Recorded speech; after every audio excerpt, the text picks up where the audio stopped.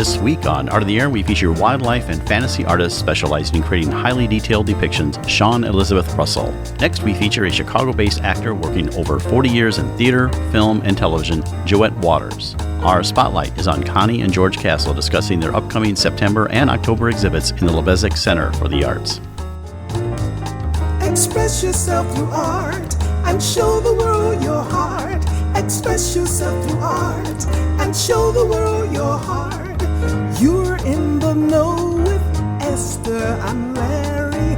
Art on the air today. Stay in the know with Larry and Esther. Art on the air our way.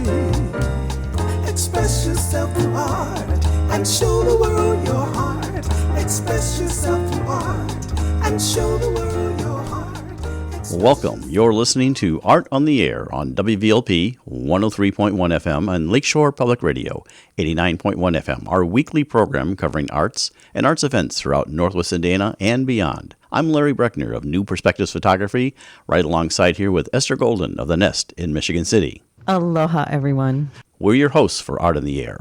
Art on the Air is supported by an Indiana Arts Commission Arts Project grant through South Shore Arts and the National Endowment for the Arts. Art on the Air streams live at WVLP.org and is rebroadcast on Monday at 5 p.m., plus is also heard on Lakeshore Public Radio 89.1 FM every Sunday at 7 p.m., also streaming live at lakeshorepublicradio.org, and is available on Lakeshore Public Radio's website as a podcast. Our spotlight interviews are also heard Wednesdays on Lakeshore Public Radio. Information about Art on the Air is available at our website, breck.com/AOTA. That's Breck, BRECH.com/AOTA. That includes a complete show archive, spotlight interviews, plus our show is available on multiple podcast platforms, including NPR One. Please like us on Facebook, Art on the Air, WVLP, for information about upcoming shows and interviews. And we'd like to welcome to Art in the Air Spotlight the couple who's both artists in their own way, Connie Kassal, who has an exhibit coming up, and George Kassal, and they're going to tell us all about that coming up at Lubeznik's, I think, NIPSCO Small Gallery. Welcome to Art in the Air Spotlight. Hi. Hi, thanks very much for having us. Aloha, both of you.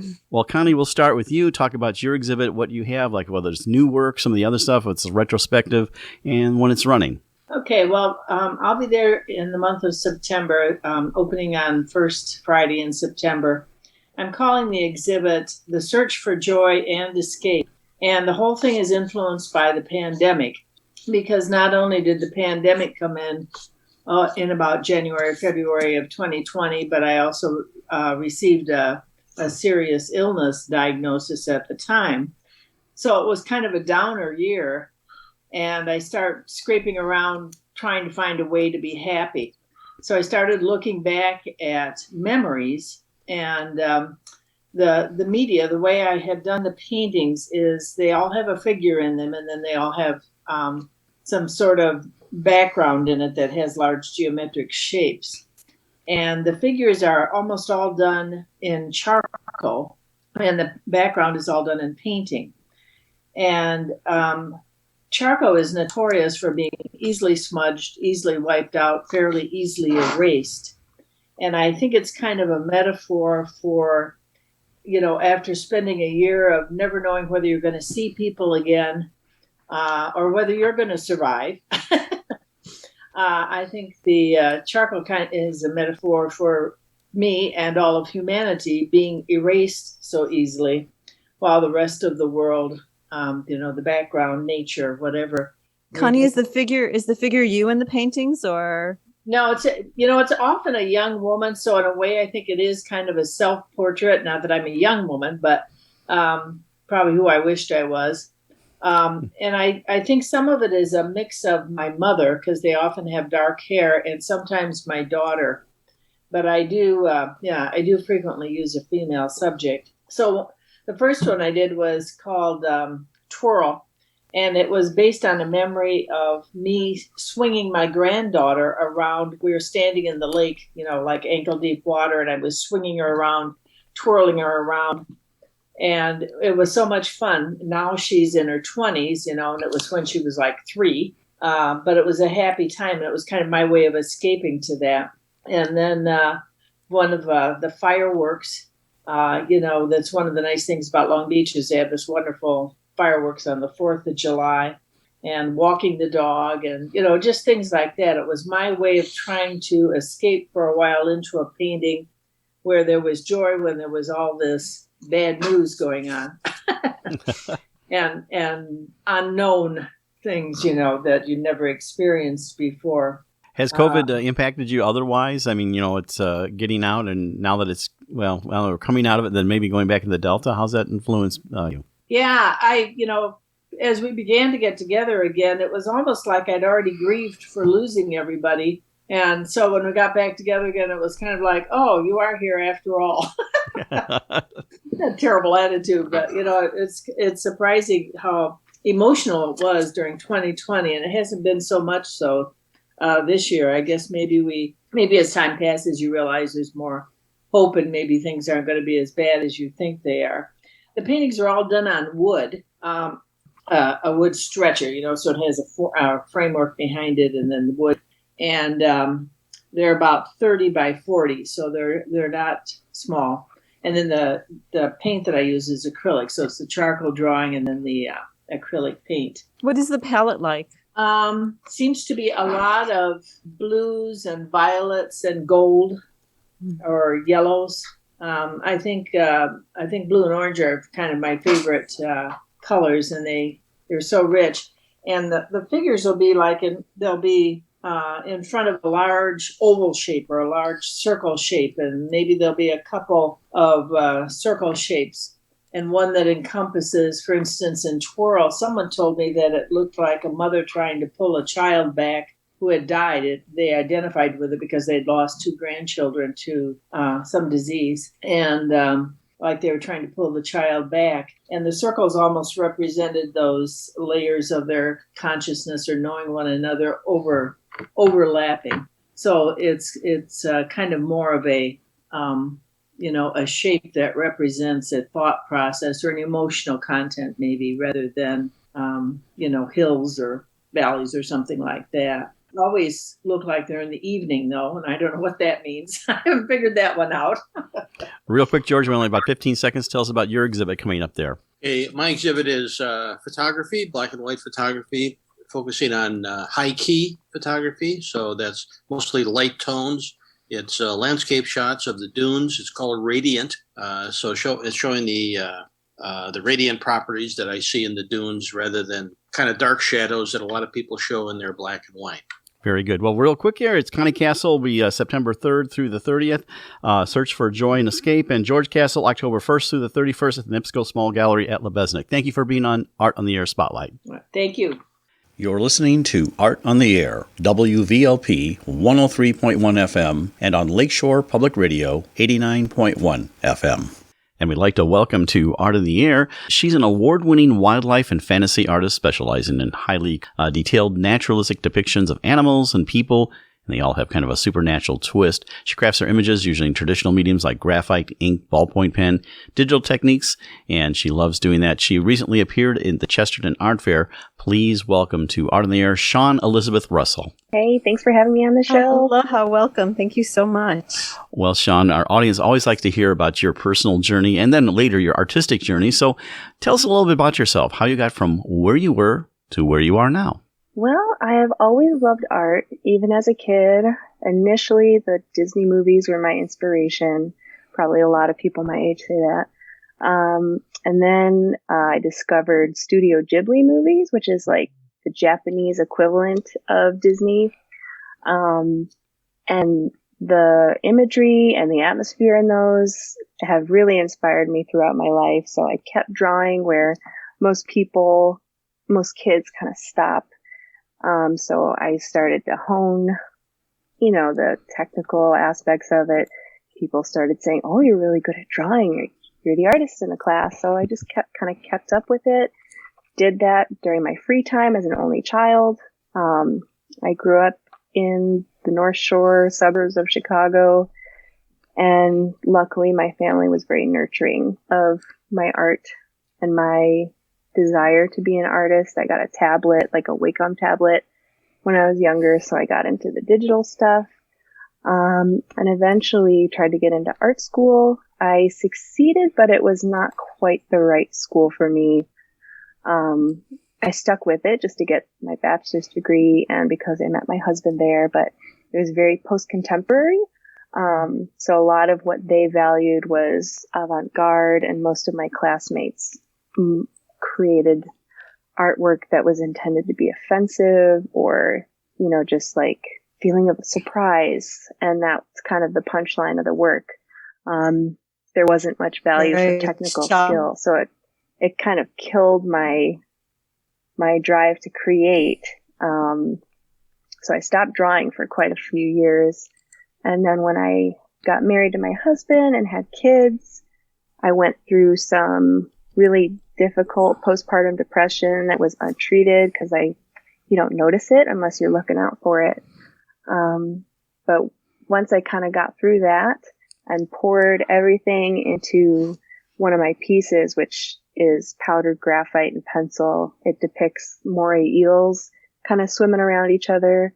That piece, my husband encouraged me to finish it. That was the first one I finished after all that hard stuff. And I figured out this is what I want to do. And I need to dedicate my time to it because now it's very precious because I have 2 small children.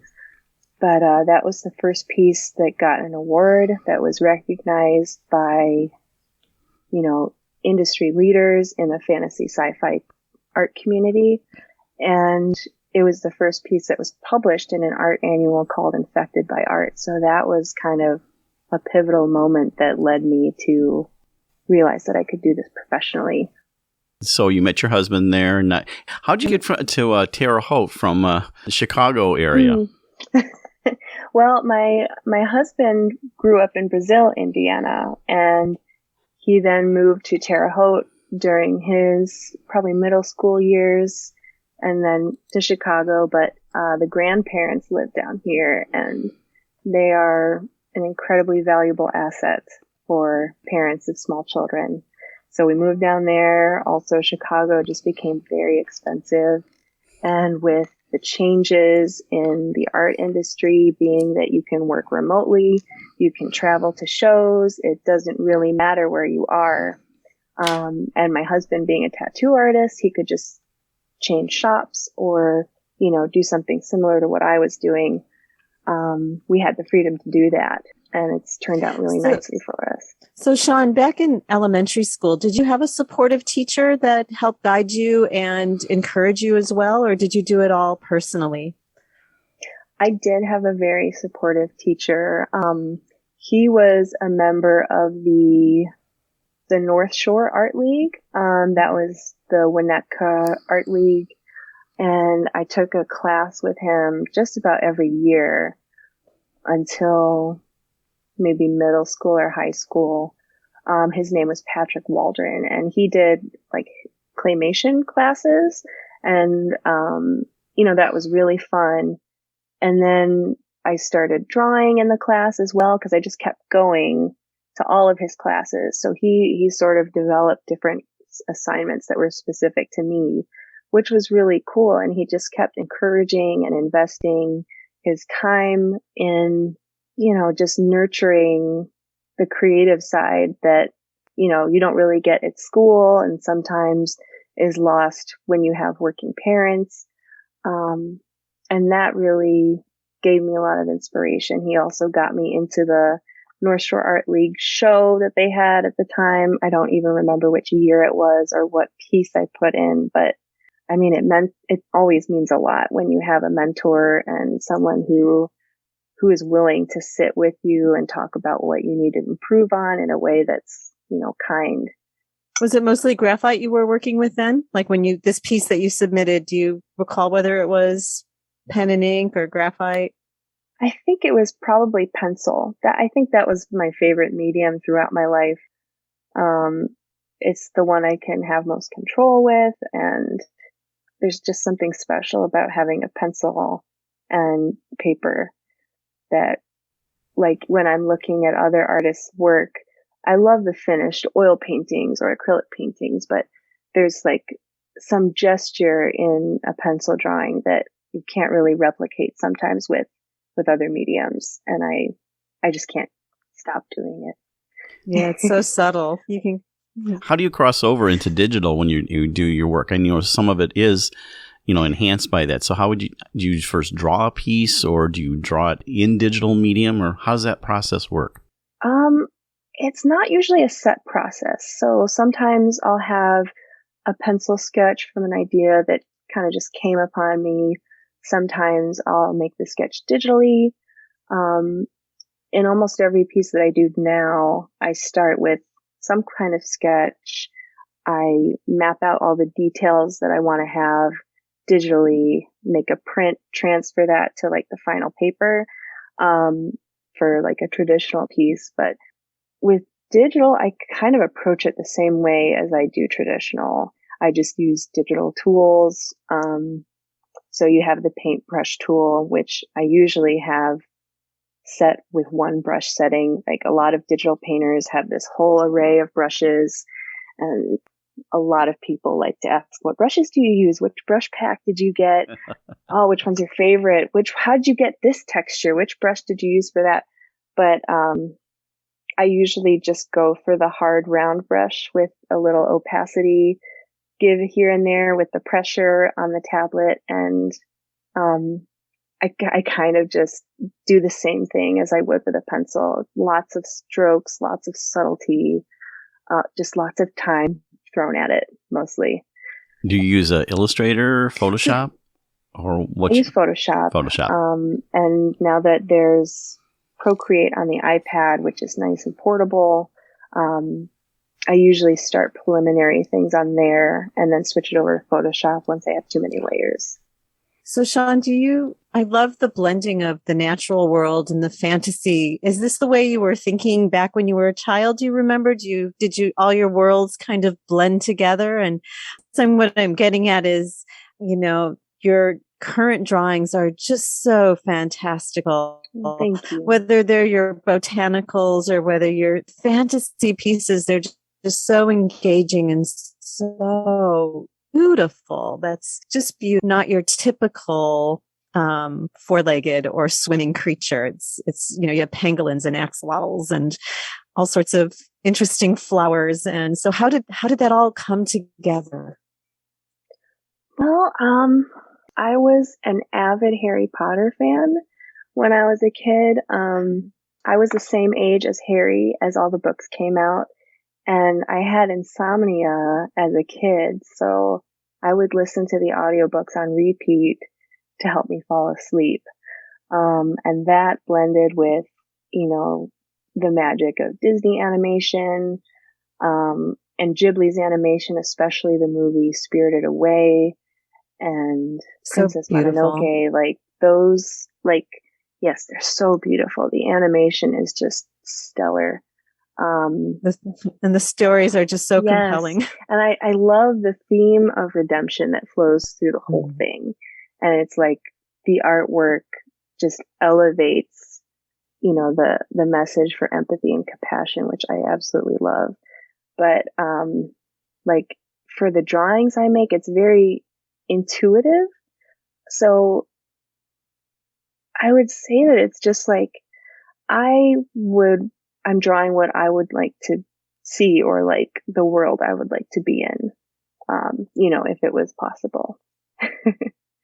I notice that your work is extraordinarily detailed, and most of the time you're working in monochrome of some kind, with some exceptions. And the exceptions, I think, are what I think you call the regals, and the things that actually involve plants and things like that, and the renderings like that. So how do you choose that? I mean, and again, there's still tonality in them. Like you look at the different things, and some's more a grayish tone, have a silverish tone to it. So how are those decisions made as you process it?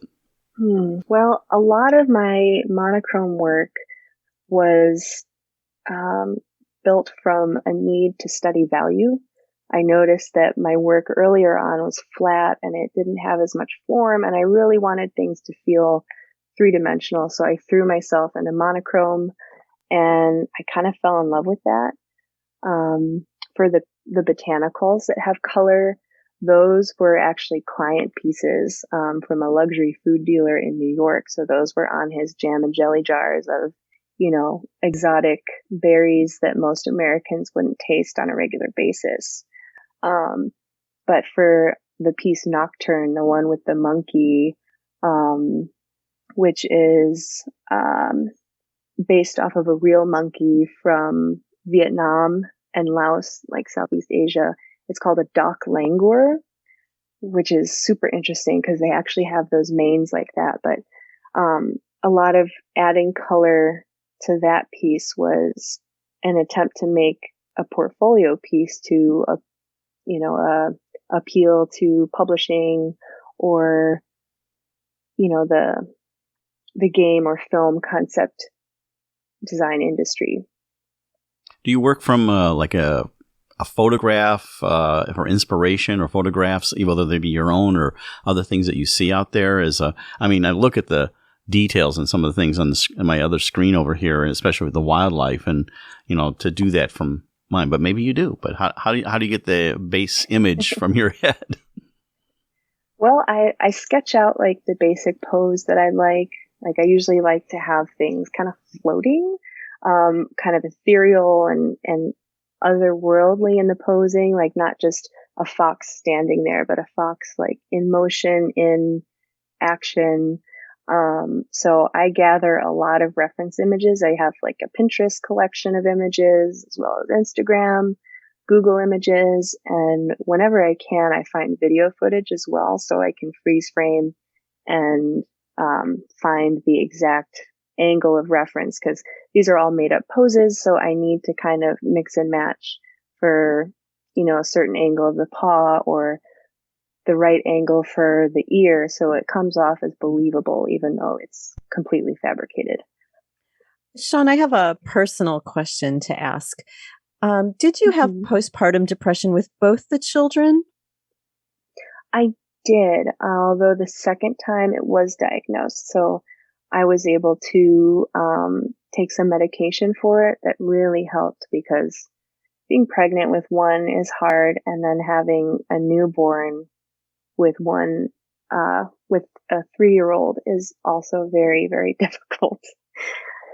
You think like, oh my goodness, what did I do to myself? Yes, and it sounds like you have a very supportive family as well. So during that time, are you able to carve out time to do your drawings? Like even when your first one was very young, or did you make time for that? And during this time, especially during the postpartum depression, were you able to tap into that creative side in all that fog? Well, it took a while. So my first was Esther, and she's 5 now, but I think it took at least 8 months for me to start creating again. And for the most part, I only got to work on it when she was asleep, which, she didn't sleep through the night until 8 months or so. She was a very interesting sleeper. But she leveled out, and we all got a little more rest. And once I was kind of out of that constant sleep deprived fog, I started working on things, and the eel piece came out of that. Usually I got to carve out like maybe an hour or two a night. So it took me probably a month and a half to finish that piece at least. But I didn't keep track of it, at the time. During COVID, I kind of went back to that schedule, but whenever we have, the grandparents watching them, if the house doesn't need to be reset, then I love to be able to take a few hours to work. It's so interesting. You use a lot of these like moray eels, and yet they don't have, even though they're all intermingled, there's nothing sinister about them. They're just so beautiful and light, even though the subject matter, we wouldn't go and, cuddle up with a moray eel, but They're very approachable and lovable in your drawings. Oh, thank you. That's probably because I'm the nerdy weirdo who would actually cuddle a moray in real life, which is not, an average response. But I'm a scuba diver, or at least I was before I had kids. Maybe someday when they're older, I'll return to that. But my dad was a diver, and when we took family vacations, he would take me along. And I actually almost considered being a professional diver until I realized that the most, sustainable careers in that section were tour guide or commercial deep sea diver, like deep sea welding, which is not a very safe career. So I kind of passed that up. But I do wish that I can start diving again in the future at some point and see some of those animals in person again. I absolutely love them. I so want to be one of those divers that just do it on the breath. It just looks so free diving, free and beautiful. We have a friend of ours, Dorothy Graydon, who also scubas, but she inspires and works on a lot of her work, which is very interesting and delicate and things like that. So would diving maybe be a source of inspiration for some of your work?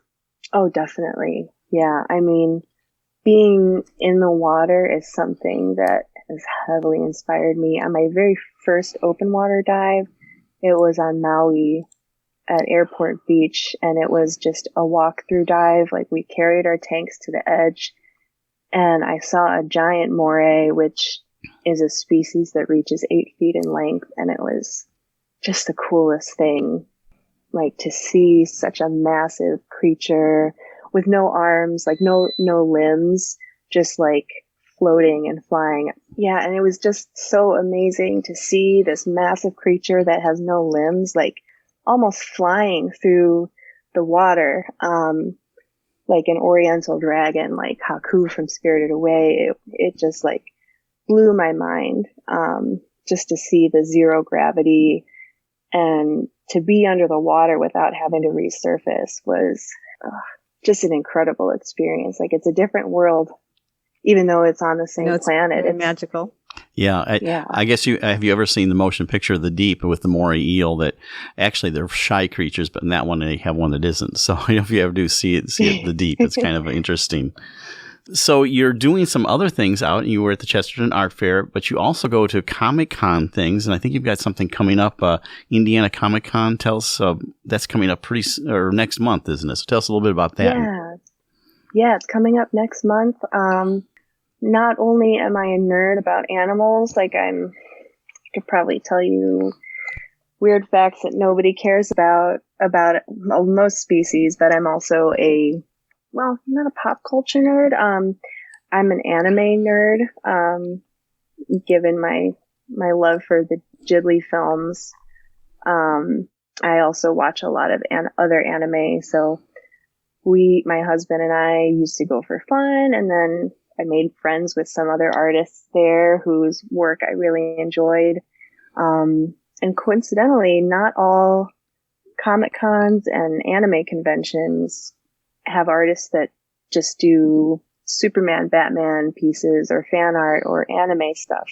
There are a lot of artists there who do original work. A lot of them have like a sci-fi or a fantasy twist to it. But there are a lot of amazing artists there who just create things that are completely unique and original and that have nothing to do with comics or anime, like on the surface level, but also kind of like me have heavy inspiration from anime or, a series that they grew up with as well.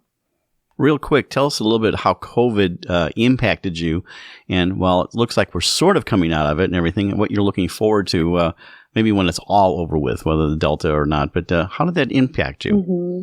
Well, it shut down conventions, which was a hit to our income. And it was also a hit to me personally because I couldn't have that work vacation where all of my artist friends that live across the country that we never get to see each other. where we get to kind of have an art family reunion. So that was hard. I think the hardest thing though was that school shut down and we were trapped with our kids in our little house.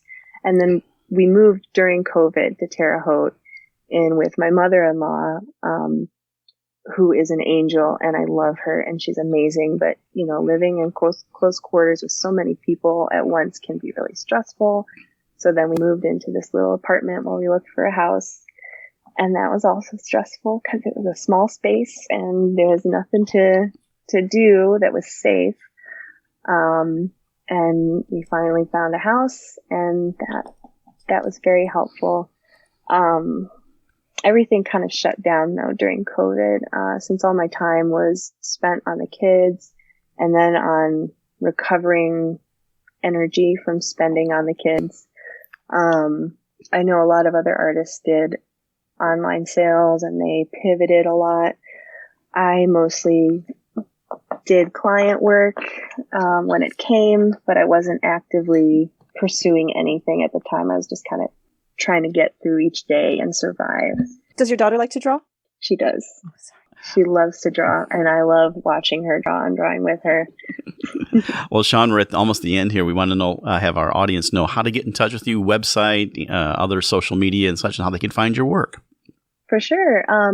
So my website is just my name, ShawnERussell.com, and Shawn is spelled SHAWN. It's the phonetic spelling.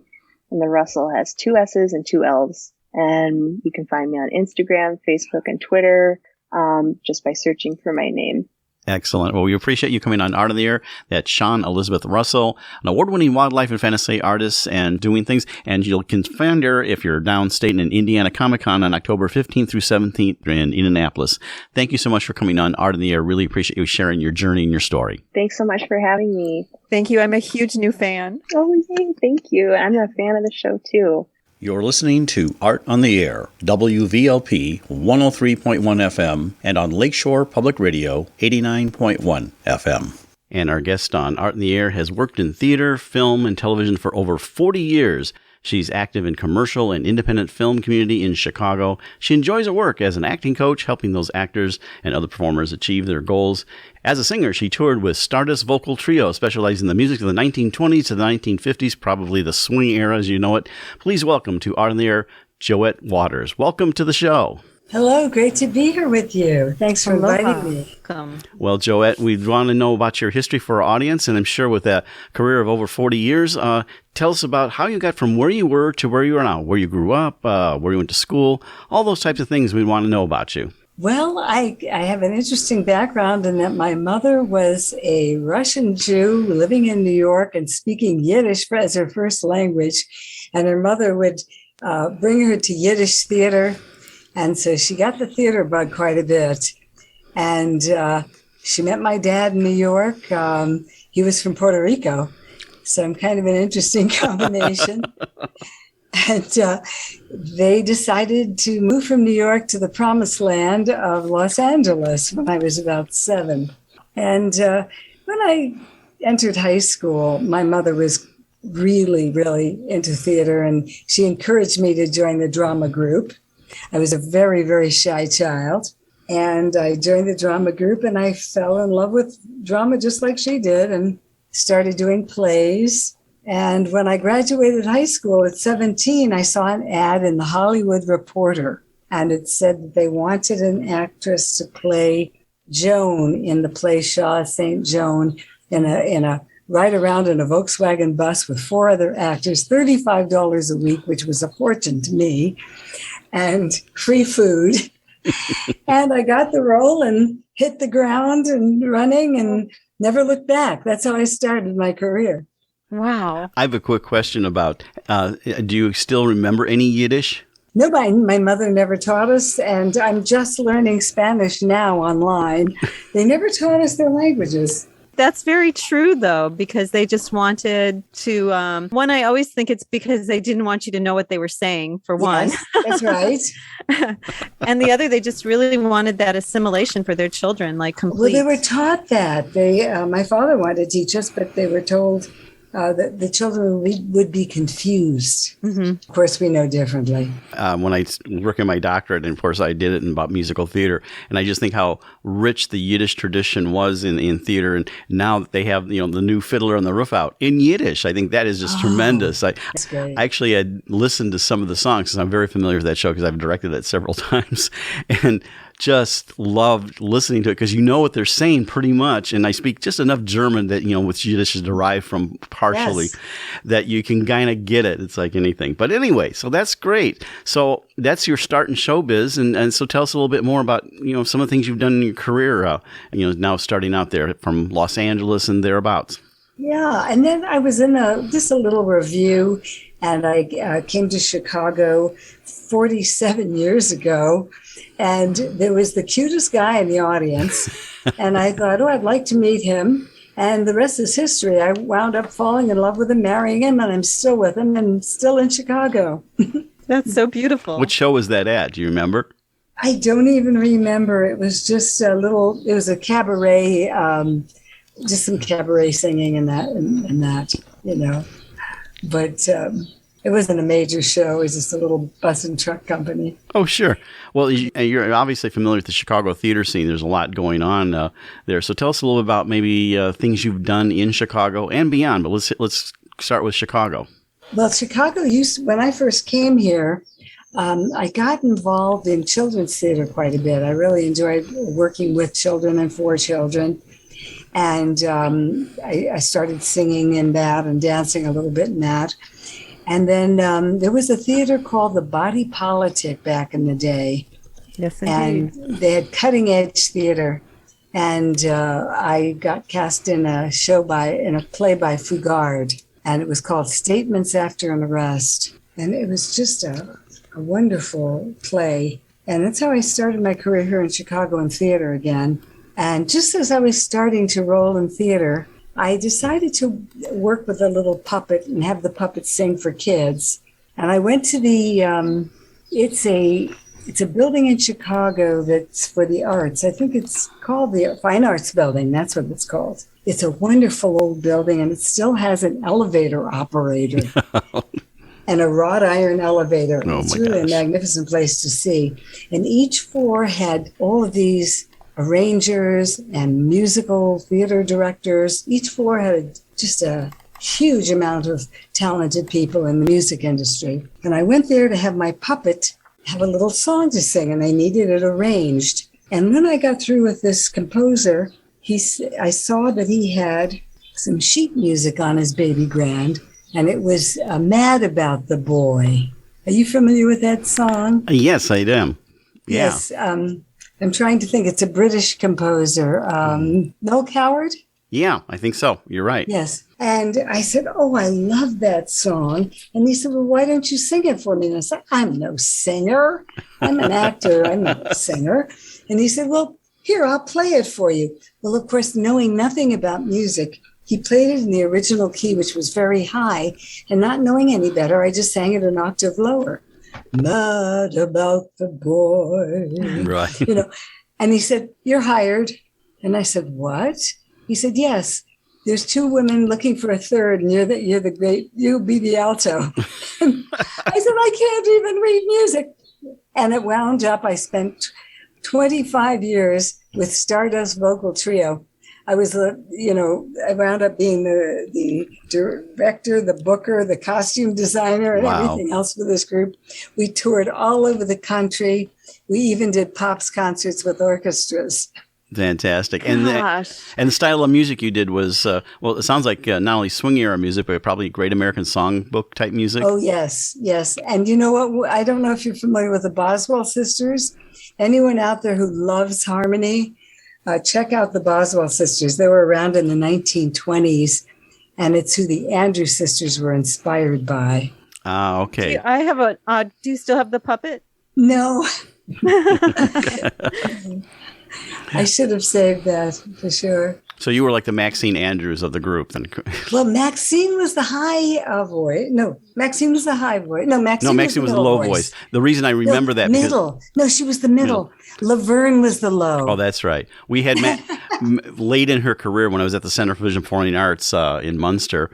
We had her as part of a concert series. In the very much latter part of her career, she was being trotted out to do that. But yeah, I remember hearing her. So yeah, you're right. She was the lead, of course, and always stood in the middle. Right, exactly. And in our group, we decided we didn't want any divas. So we made every song we would switch places. Great. And you did that for how many years? 25 years. Wow. And I look here on your resume, you did that like as an opening act for Ray Charles, Robert Goulet. Yes. Who else there? Yes. We worked with the Nelson Riddle Band. Okay. With the Frank Sinatra Jr. and the Four Freshmen. That was really fun because I love harmony.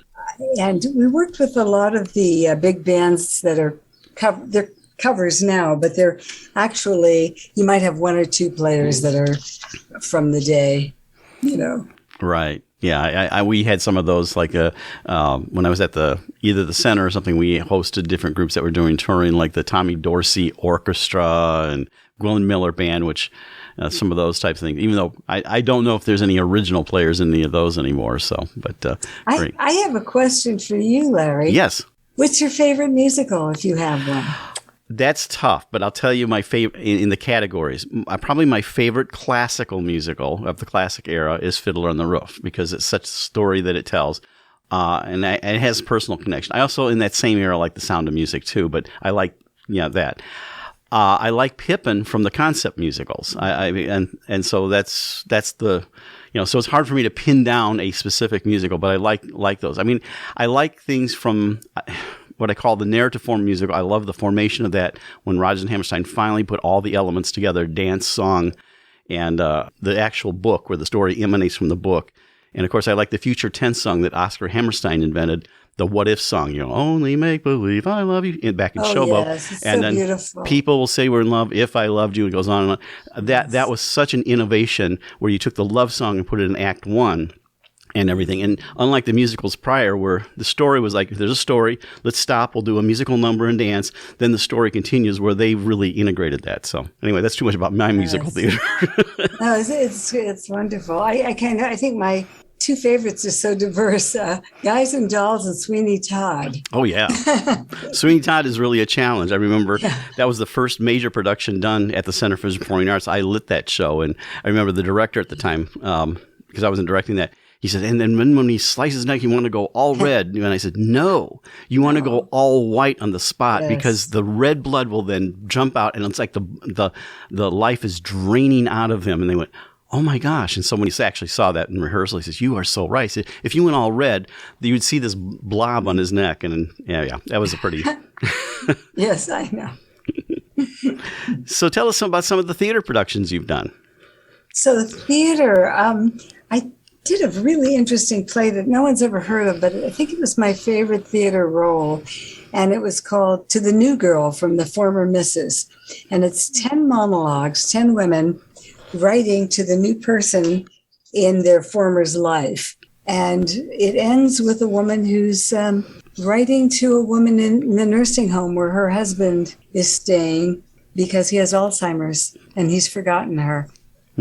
Was that is that a solo production sort of, or it's 10 separate women that they have 10 actors, and it starts out with a younger woman talking about losing her husband to someone, and ends with the elderly woman talking about that. But it's touching, it's hilariously funny in parts, and I wish that we could mount it again. I like much.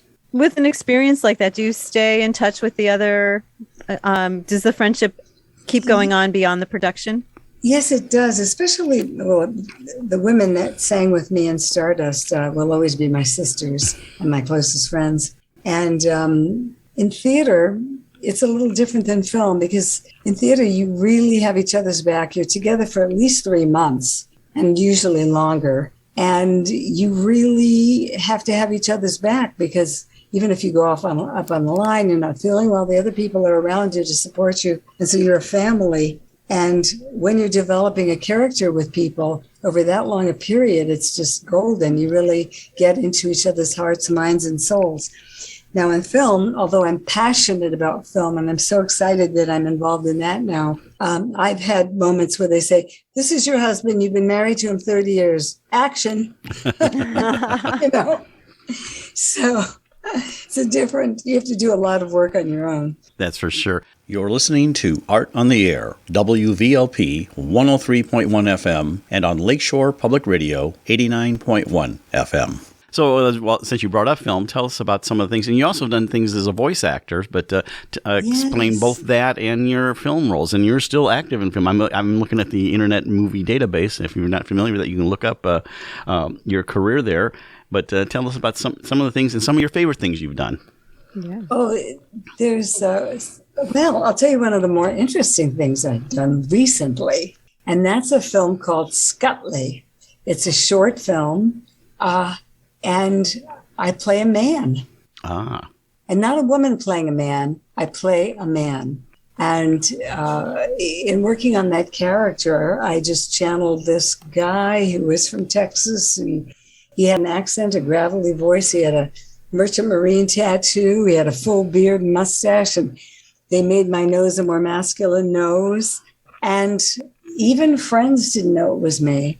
So that was kind of exciting, because when we did the screening and all the actors stood up in line on stage, someone said, where is the guy that played Scutley? Where's the lead? So that was fun. Oh, that is fun. Yeah. Yeah, I just pulled that up.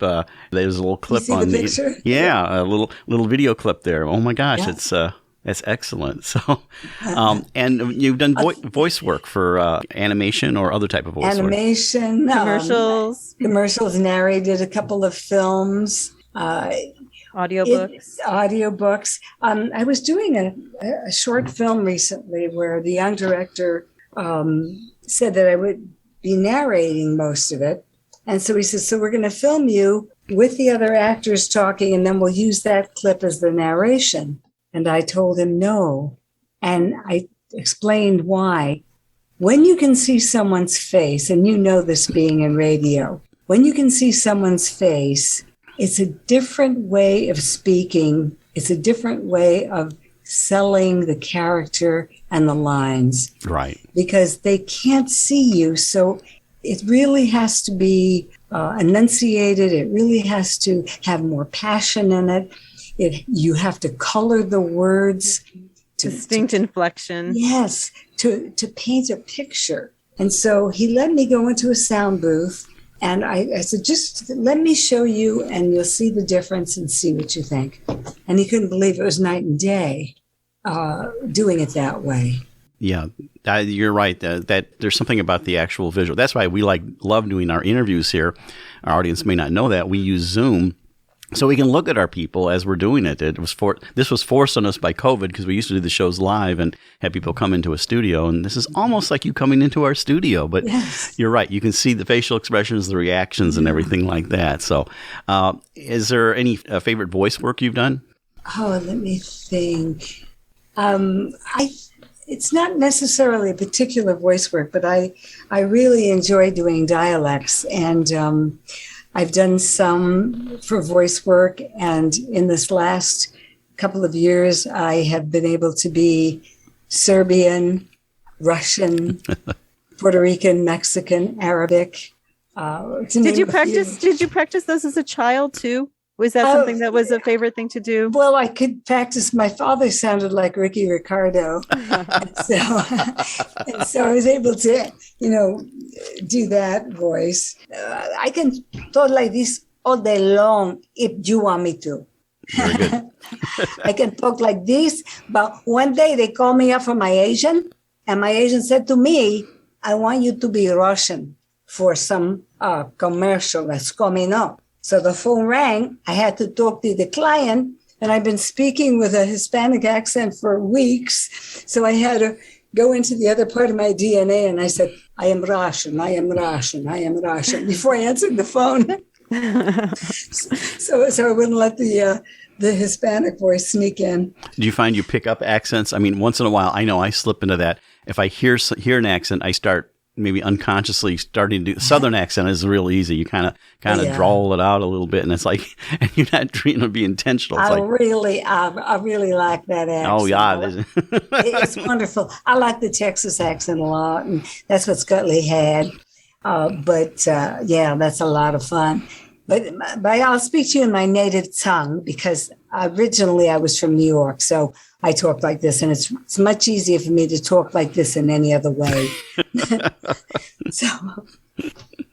So let's just talk a little bit about COVID and how that's impacted not only your career, but you personally, what you thought. And then, of course, now the Delta variant is kind of like we thought we were seeing the light at the end of the tunnel. Now the light seems to be further away. But tell us about that experience over this last year and a half. Well, when the vaccine came out, and I'm of an age, and so is my husband, that we were able to get it right away. So we did. And at first, my husband was thinking, this is very early on, that the vaccine hadn't been out long enough and so forth. So we approached our doctor, and the doctor said, it has been out. They have been testing this for the longest time in different ways. It's not something new. It's good. It'll be good for you. So we ran over to Indiana and got our vaccinations. Yeah. Because at that time, a lot of people weren't getting them, and they put the word out that they were opening their doors to Did you do it with the National Guard in Gary, Indiana? Is that where you went? No, we went to Walmart, actually. Oh. and it was Valentine's Day. How romantic. And then a month later, we went on March 14th. We went back, and we bought ourselves chocolate milkshakes to celebrate. Well, that's great. Well, I'm glad about that. You're right. The whole SARS, which is what it's all based on, the SARS-CoV. The research has been ongoing, so it's kind of like the flu. It's not like they're starting totally from scratch. It's just, you're right. It's, I mean, that obviously impacted your career, though. There was like no more live performance and everything. No, I can't imagine what the theater actors were doing and feeling at the time. I was more involved with film, and so I got 2 radio plays right away. And what was exciting about that is they were on Zoom, and I was working with actors from London, New York, and Los Angeles. So that was really, really fun. One of the balancing acts of the pandemic is actually becoming a global community. Right. Yes, which is really wonderful. And I'll tell you another thing that came out of this, although I like going into a casting agent and meeting the casting director, everything now is it's mostly self-tapes. And I think that's the wave of the future. And the nice thing about self-tapes is you can keep going until you get the perfect tape. Right. Best foot forward. Whereas if you go in a casting office, they just say next. Yes. Oh, that was great. Next. Or that wasn't so great. Next. So can you talk about current projects? I know you said you just wrapped a film. I just wrapped a film, and it's the name is Holiday Witness. And it'll be coming out on the Ion channel. Is that mystery at all with Witness? It's a romantic comedy. And that's about all I can say, of course. But it's a lovely romantic comedy and some really nice stars in it. And I play a real kook, which of course is the most fun to do, I think. I was never the leading lady. I was always the gal that didn't get the guy, except in real life. Of course. Yeah. Well, the character actor parts are actually the most interesting things about it when you think about it. Yeah. I mean, if you look back to the musical thing, is the leading ladies in most Rodgers and Hammerstein things weren't interesting. It was the second character, like the Ado Annies and things like that. That would have been a great role for me to play. I wish I had. Have you done any musical theater? No, not really.